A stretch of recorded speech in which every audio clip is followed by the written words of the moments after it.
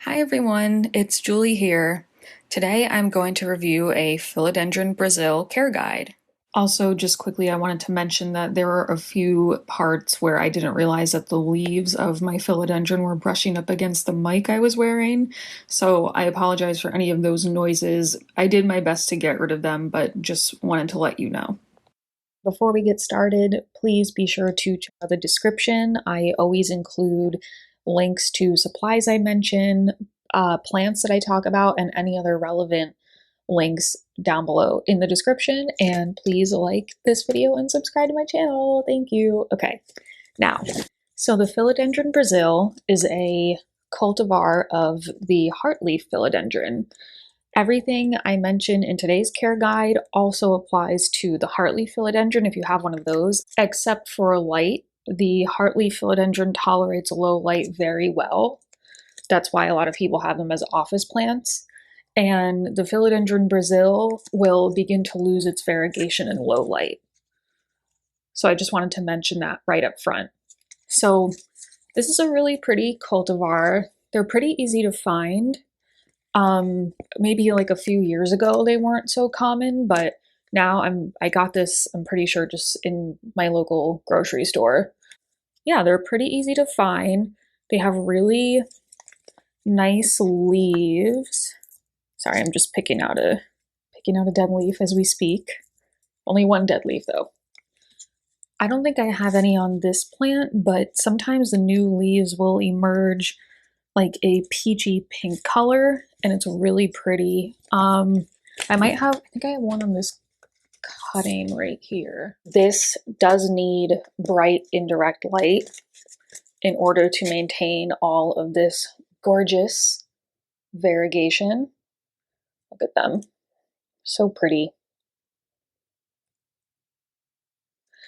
Now, you can put this plant in low light and the plant will probably be fine, but you're going to lose some of this variegation.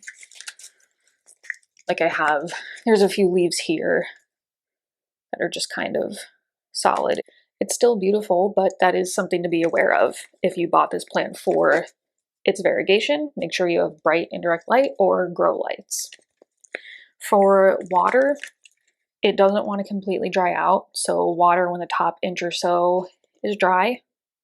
And the leaves will also start to get droopy and maybe a little bit curly when it's too dry. This one I watered it like a few days ago, so it's pretty perky and happy. Okay, I realized I was playing with the leaves a lot and the leaves were brushing up against the mic, so I just have it here. I'm gonna try to not touch it, even though it's hard because it's so pretty. Okay, where were we? So humidity. This plant does prefer higher humidity, but it's a very resilient and just easy low maintenance plant. So in just average humidity levels, it's going to be fine. Maybe if you have very, very dry air, you might experience some crispiness. Then maybe consider getting a humidifier or putting it in an enclosed humid area, whether that be a greenhouse cabinet or around a bunch of other plants or whatever. And potting mix, really low maintenance, not picky, just a regular bag of indoor plant potting mix will be fine. And I always like to add a few extra handfuls of perlite just for better drainage, but you don't even have to do that. It's just regular potting mix will be fine. Okay, so now I figured I'd flip you guys around so you can actually get a good look at all of the gorgeousness. So continuing on with our care guide would be repotting. This is a very fast growing plant. They are okay being slightly root bound. They don't want to get too root bound though. So because this is such a fast growing plant, you probably will need to be repotting this one every year.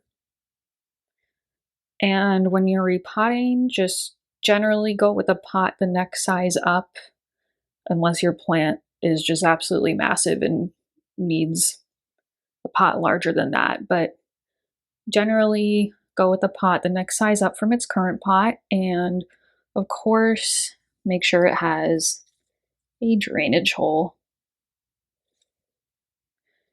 Now this plant is such a fast and easy grower, so it really doesn't need to be fertilized, but of course you can fertilize it. You can just use a balanced houseplant fertilizer once a month or so during the spring and summer. And don't overdo it because it really doesn't need that much fertilizer. So you'll be doing more harm than good. This one I don't fertilize because it still has some slow release pellets in it. And finally, I'll just talk a little bit about pruning.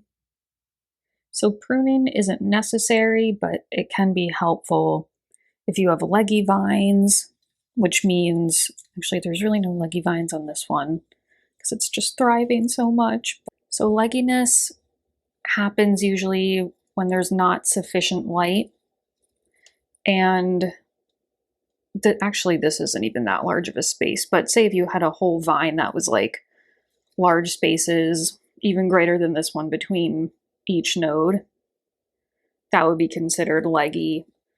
And you can look at it as the plant basically like reaching out to find where the light is.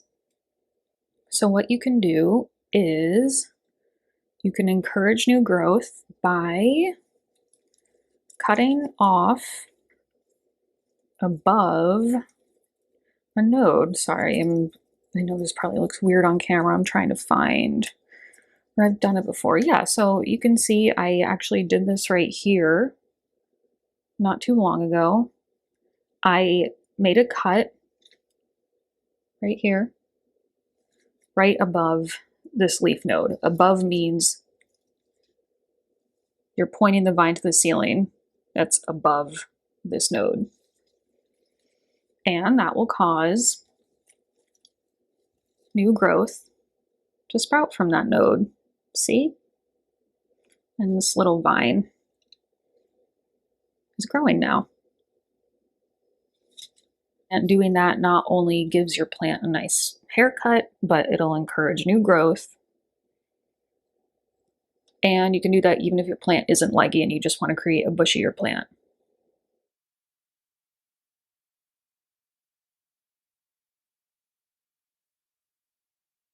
And that's it for today's Philodendron Brasil care guide. Please like and subscribe to my channel and check out the description for links to everything that I mentioned in today's video. Thanks so much for watching, everyone, and have a great day.